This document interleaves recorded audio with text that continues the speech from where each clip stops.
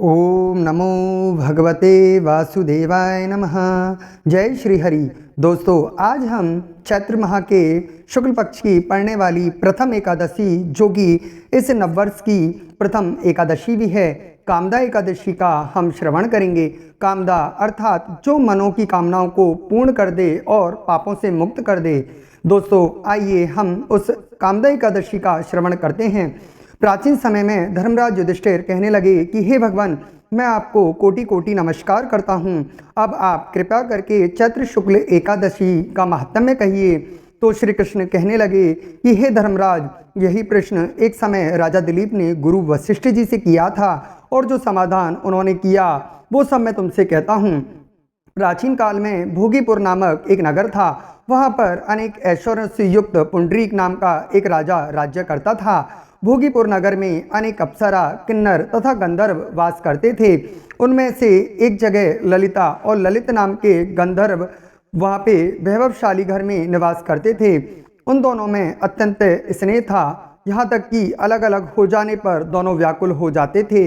एक समय पुंडरीक की सभा में अन्य गंधर्वों सहित ललित भी वहाँ गान कर रहा था, और गाते गाते उसको अपनी प्रिय ललिता का ध्यान आ गया।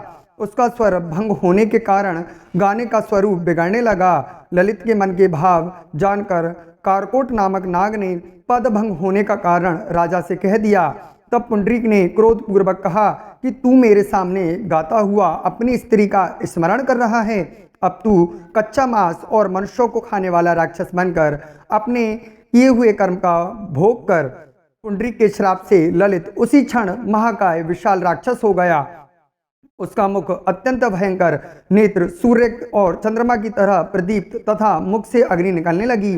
उसकी नाक पर्वत की कंदरा के समान विशाल हो गई और गर्दन पर्वत के समान लगने लगी। सिर के बाल पर्वतों पर खड़े वृक्षों के समान लगने लगे तथा भुजाएं अत्यंत लंबी हो गईं। कुल मिलाकर उसका शरीर 8 योजन के विस्तार में हो गया। इस प्रकार राक्षस होकर वह अनेक प्रकार के दुख भोगने लगा। तब उसकी प्रियतमा ललिता को यह वृतांत मालूम हुआ, तो उसे अत्यंत दुख हुआ और वह अपने पति के उद्धार का यत्न सोचने लगी। वह राक्षस अनेक प्रकार के घोर दुख सहता हुआ घने वनों में रहने लगा। उसकी स्त्री उसके पीछे पीछे जाती और विलाप करती रहती। एक बार ललिता अपने पति के पीछे पीछे घूमती विंध्याचल पर्वत पर पहुंच गई, जहां पर श्रृंगी ऋषि का आश्रम था। ललिता शीघ्र ही श्रृंगी ऋषि के आश्रम में गई और वहां जाकर विनीत भाव से प्रार्थना करने लगी। उसे देखकर श्रृंगी ऋषि बोले कि हे सुभगे, तुम कौन हो और यहाँ किस लिए आई हो? तब ललिता बोली कि हे मुनि, मेरा नाम ललिता है। मेरा पति राजा पुंडरीक के श्राप से विशालकाय राक्षस हो गया। इसका मुझको महान दुख है। इसके उद्धार का कोई उपाय बतलाइए।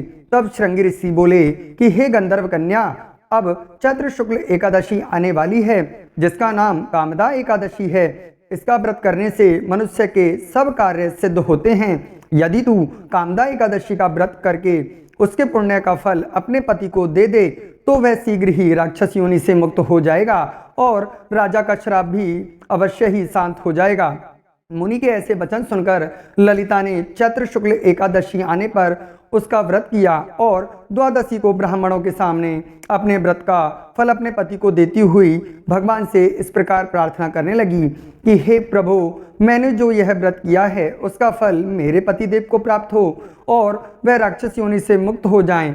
एकादशी का फल देते ही उसका पति राक्षस योनि से मुक्त होकर अपने पुराने स्वरूप को प्राप्त हुआ। फिर अनेक सुंदर वस्त्र आभूषणों से युक्त होकर ललिता के साथ वह विहार करने लगा। उसके पश्चात वे दोनों विमान में बैठकर स्वर्गलोक चले गए। वशिष्ठ मुनि कहने लगे कि हे राजन, इस व्रत को विधि पूर्वक करने से समस्त पाप नष्ट हो जाते हैं तथा राक्षस आदि की योनि भी छूट जाती है। संसार में इसके बराबर कोई दूसरा व्रत नहीं है। इसकी कथा पढ़ने या सुनने से वाजपेयी यज्ञ फल का प्राप्त होता है। जय श्री हरि। ओम नमो भगवते वासुदेवाय नमः।